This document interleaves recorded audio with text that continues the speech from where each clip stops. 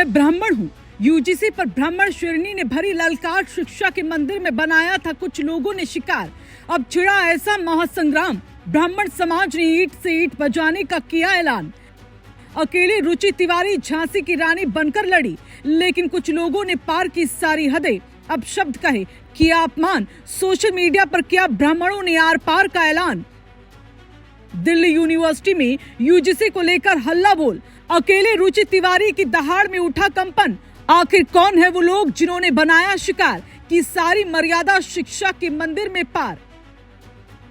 जी हाँ, फिर एक बार ऐसा काम देश में हुआ है जिसके बाद ब्राह्मणों का खून खौल उठा है, क्योंकि दिल्ली यूनिवर्सिटी का परिसर इन दिनों सिर्फ पढ़ाई या बहस का केंद्र नहीं, बल्कि एक बड़े सामाजिक और राजनीतिक विवाद का मैदान बन गया। मामला है महिला पत्रकार और यूट्यूबर रुचि तिवारी से जुड़ा, जिन्होंने यूजीसी से जुड़े प्रदर्शन को कवर करने पहुंचने का दावा किया और फिर खुद को भीड़ के बीच घिरा पाया। उनका आरोप है कि उनसे पहले नाम पूछा गया, फिर पूरा नाम और फिर जाति, और जैसे ही उन्होंने बताया कि वो ब्राह्मण हैं, माहौल अचानक बदल गया और कुछ लोगों ने उन्हें घेर लिया, जिसका वीडियो सामने आते ही ब्राह्मण समाज का गुस्सा फूट पड़ा।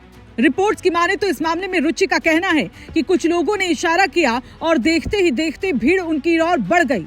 उन्होंने आरोप लगाया कि उन्हें घेरा गया, धक्का दिया गया, हाथापाई हुई और अपशब्द कहे गए। उनके मुताबिक ये सिर्फ बहस या नोकझोंक नहीं थी, बल्कि उन्हें उनकी जाति के आधार पर निशाना बनाया गया। ये बयान सामने आते ही सोशल मीडिया पर तीखी प्रतिक्रियाएं शुरू हो गई। कुछ लोग इसे अभिव्यक्ति की स्वतंत्रता पर हमला बता रहे हैं, तो कुछ इसे छात्र राजनीति का खतरनाक रूप कह रहे हैं।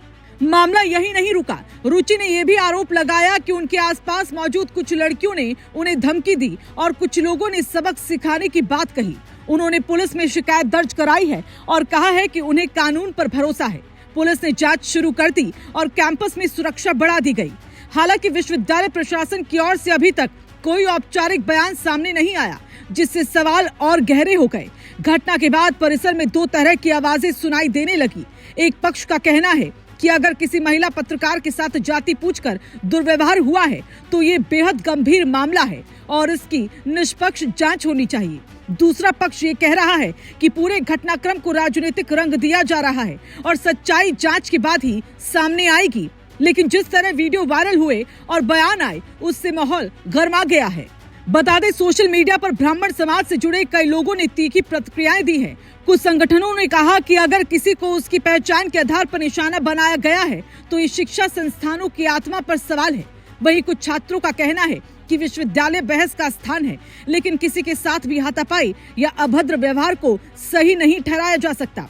इस पूरे घटनाक्रम ने एक बड़ा सवाल खड़ा कर दिया कि क्या छात्र राजनीति और विचारों की बहस से आगे बढ़कर पहचान की लड़ाई बनती जा रही है। शिक्षा के मंदिर कहे जाने वाले संस्थानों में अगर नाम और जाति पूछकर माहौल बनाया जाएगा तो ये भविष्य के लिए चिंता का विषय है।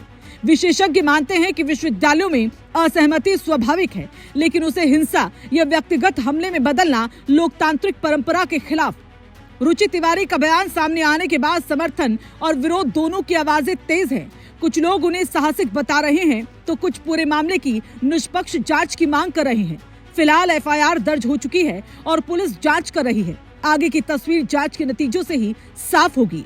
लेकिन इतना तय है कि इस घटना ने दिल्ली से लेकर देश भर में बहस छेड़ दी।